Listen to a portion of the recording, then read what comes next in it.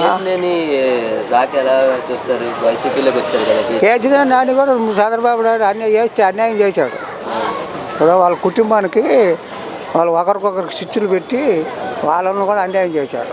ఇప్పుడు 2 మాటలు పార్లమెంటుగా గెలిచాడు. ఇప్పుడు కన్నదురమ్మ గుడి కాడ హైవే బ్రిడ్జి వేయించాడు. ఏదైనా అట్టాటి ఎంపీ పూసుకుంటేనే జరిగేది, ఎమ్మెల్యే కూడా కావు. ఎంపీలు పూసుకుంటేనే అలాంటివి జరిగేవి. ఆయన కొన్ని పనులు చేశాడు అని మరి ఇట్లా పెట్టాడు ఇద్దరికి అన్నదమ్ములకు స్విచ్. మరి వాళ్ళు విడిపోయిండ్రు. మరి మనం ఇప్పుడు ఆయనకి మొదటాలను చలపట్టే కదా ఒకరికొకరికి ఆ పెట్టడం చేయటం, కుటుంబాలలో తగాదాలు పెట్టడం, ఎడతీయటం ఇవన్నీ మామూలే కదా. మామూలుగా వైసీపీలోకి వచ్చి అంటే ప్రజల మీద అభిమానం ఉంది ఆయనకి. ఇప్పుడు ప్రజల మీద అభిమానం ఉంది. అదే పార్లమెంట్ 7 నియోజకవర్గాలు కూడా నేను చూసుకుంటాను, గెలిచే బాధ్యత నాదే. ఆయన ఇప్పుడాల నుంచి కాదు 2 సంవత్సరాల నుంచే వైసీపీ ఎమ్మెల్యేలతోటి స్టట్లో ఉన్నాడు అతను. వైసీపీ ఎమ్మెల్యేలతోటి అతనే స్టట్లో ఉన్నాడు. ఇప్పుడు తీర్మానం వచ్చాక ఆయన తాక చూపెట్టాడు. మనకి ఆయన ఎటోతోటి బావాలి కదా, తప్పదు కదా. మరి అది అంతేగాని జరిగే పనులు. ఇప్పుడు కేసీఆర్ నాని గారు ఎంపీగా టీడీపీలో కొనసాగారు. 3 సార్లుగా ఎంపీగా గెలిచారు. కానీ ఎందుకని టీడీపీలో చంద్రబాబు నాయుడు గారు కేసీఆర్ చిన్నికి పదవి ఇచ్చి నాని గారికి పదవి ఇవ్వలేదు? అంటే 2 సార్లు గెలిచాడు కదా, ఆయన గెలుస్తాడో లేదో అనే దాని మీద ఒకవేళ ఇదితోనే ఒకవేళ ఆయనకి డబ్బులు పెద్ద మొత్తం మీద చంద్రబాబు గారికి బాగా పెద్ద మూట గిట్టిందేమో. నానిగారు తగ్గించి ఉంటారు ఆయనకు మూట ఇవ్వటంలో, అందుకని ఆయనకు చీట్ లేదని ఉంటాడు. ఈయన మూట ఎక్కువగా ఇస్తున్నాడు. ఆ జనం అంతా ఇప్పుడు ఏంటంటే ఈ కొత్త పిచ్చి కాబట్టి కొద్దిగా ఏదో డబ్బులు ఎరజల్లుదాము, ఏదో ఇచ్చేద్దాం అనే దాని మీద ఆయనకి చేరువుగా కొద్దిగా రూపాయి కోసం చేసేవాళ్ళే ఉంటారు కదా వచ్చేడు మంది. జగన్మోహన్ రెడ్డి గారు జెండా పెట్టిన కాడి నుంచి కూడా ఈ రోజు వరకు కూడా ఎవరి దగ్గర 10 రూపాయలు కాదు కదా 10 పైసలకు కూడా ఆశపడకుండా పార్టీకి మేము కష్టించి పనిచేస్తున్నాం. మా కుటుంబం మొత్తం కూడా పార్టీకి కట్టుబడి ఉంది. ఈ రోజు వరకు మేము ఒక్కళ్ళకి 5 రూపాయలు కానీ 10 రూపాయలు కానీ 10 పైసలు కానీ ఆ 10 పైసలు తీసుకొని 10 రూపాయలు తీసుకొని పనిచేసేలా అన్న ఆలోచన కానీ ఉద్దేశం కానీ మాకు ఎలాంటి ఇది కూడా మాకు లేదు. మమ్మల్ని ఎంతోమంది అన్నారు, మీరు జెండా మారవండి, మీ పిల్లల్ని విదేశాల్లో చదివిస్తాము, మేము అక్కడ చదివిస్తాము, మేము ఎక్కడ చదివిస్తాము అని ఎన్నో చెప్పారు. ప్రాణం పోయిన రోజున జెండా కప్పుకొని నేను వెళ్తాను తప్పక ఇంకో జెండా మార్చే విధానం అయితే కనుక లేదు. మా కుటుంబం మొత్తం జగన్మోహన్ రెడ్డి గారికి పార్టీకి కట్టుబడి ఉంది. ఆయన ఏ రోజైతే జెండా పెట్టాడో ఆ రోజు నుంచి కూడా వైఎస్ రాజశేఖర రెడ్డి గారు ఉన్న కాడి నుంచి కూడా ఈ రోజుకి ఎటువంటి మార్పు కానీ చేర్పు కానీ లేదు. యథార్థంగా కష్టించి మేము పనిచేస్తున్నాం పార్టీకి. ఎంత పనైనా మేము చేస్తాం, ఎంత కాడికైనా మేము సిద్ధమే, మేము పనిచేస్తాం కష్టపడి అయ్యని మేము నిలబెట్టుకుంటాం. అది మా కాన్సెప్ట్. ఇప్పుడు ఎంపీ కేసీఆర్ నాని వైసీపీలో చేరారు కదా, దానిపై మీ అభిప్రాయం ఏంటి? వైసీపీలో ఆయనే కాదు ఇంకొక ఆయన కూడా చేరాడు. ఆయన పేరు నసరావుపేట గుంటూరు ఎంపీ కొడుకు ప్రసాదరావు, అతను కూడా వైసీపీలోకి చేరాడు. మాజీ ఎంపీ కొడుకు. మరి ఇక్కడ వైసీపీలో గెలిచే అవకాశం ఉందంటారండి? ఎక్కడ గెలవచ్చేమో చెప్పలేము కదండి. అది గెలవచ్చు కూడా, మనకేం చెప్పలేము కదా. ఇప్పుడు ఇక్కడ ఉండే ఎమ్మెల్యేలంతా ఆయనకి ఓట్లు తెప్పిస్తారు కదా నానికి. టీడీపీ వరుసగా 3 సార్లు గెలిచారు. మరి వైసీపీలో గెలుస్తాను, మరి జగన్మోహన్ రెడ్డికి ఓడిస్తా అని చెప్పేసి మాట్లాడారు. దాని గురించి చేయొచ్చు, దానికి ఏముంది, గెలుచుకోవచ్చు, జగన్కు గిఫ్ట్గా ఇవ్వచ్చు. దానికి మనం చెప్పగలము.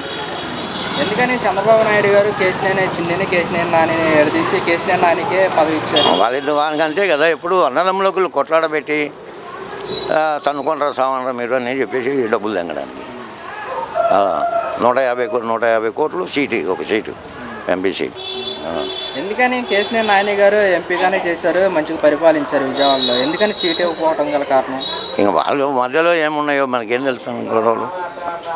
వాళ్ళిద్దరికి రాజకీయాలు ఎలా ఉన్నాయో మనకు బయటికి రానిస్తారో మనకు చెప్తారా. వరుసగా టీడీపీలో 3 సార్లుగా ఎంపీగా గెలిచారు. ఈసారి వైసీపీలో గెలిచే అవకాశం ఉందంటారు? చెప్పలేము, మనకేం తెలుసు దాని గురించి. ఇప్పుడు ఆయన సొంత ఓటు హక్కు అనేది ఉన్నదనుకో గెలుస్తాడు, సొంత ఇమేజ్.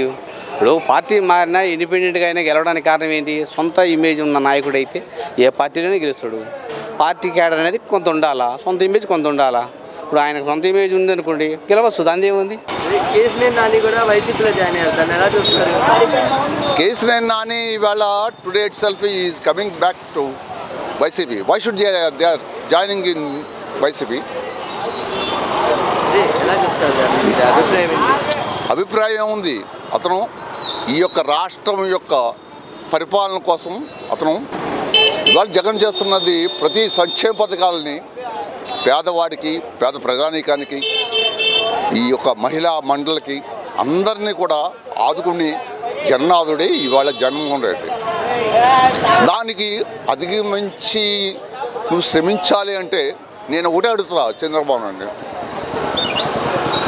నీకు 40 ఏళ్ళ చరిత్ర ఉంది, నాకు 40 ఏళ్ళు కాంగ్రెస్ పరిపాలనలో నాకు అధికారంలో నేను సర్వీస్ చేశాను.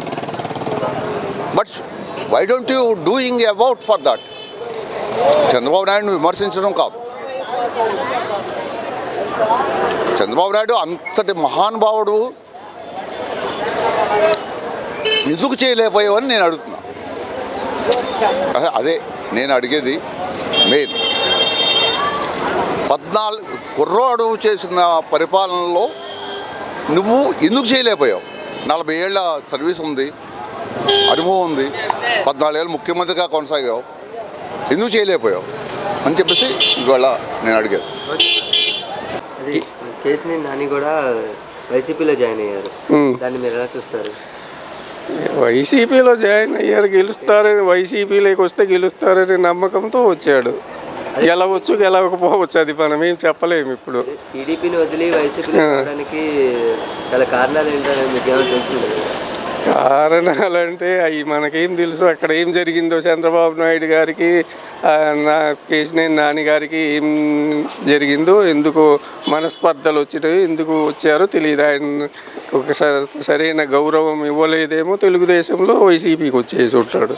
మరి గెలుస్తారంటారు ఇక్కడ వైసీపీలోకి వచ్చిన తర్వాత? వైసీపీలోకి వస్తే మనం ఏమో చెప్పలేము, గెలిస్తే గెలవచ్చు. అదే ఆయన కూడా అంటున్నారు, నేను నా 7 పార్లమెంట్ సీట్లని నేను గెలిపించుకుంటాను, నేను జగన్మోహన్ రెడ్డికి అండగా ఉంటానని వ్యాఖ్యలు చేశారు. దాన్ని మీరు ఎలా చూస్తారు? అది మనమేం చెప్పలేము దాని గురించి.